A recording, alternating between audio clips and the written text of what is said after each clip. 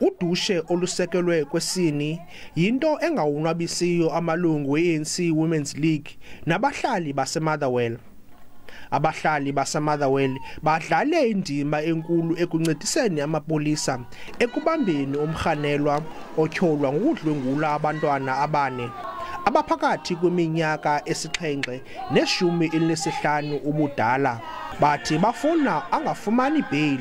Sidibene kunye noSanco okula ward sadiscussa ngalomba safumanisa into yobana le case kufanele into yobana siyoyidibanisa nonontlalontle njengoko abantwana aba bachaphazelekayo be-under age ka-18 years. Elethu linye sithi nangoku asifuni lo tata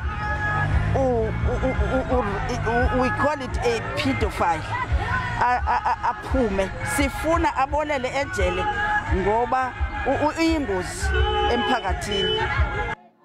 Abahlali baphinde bawuqhwabela izandla amapolisa ngomsebenzi wawo omhle awenzileyo. Into eyenzeka ke this day sisiya pha sifika ke ngoku umntana lo una 15 years uhamba ze usebhedini unxiba ipaint.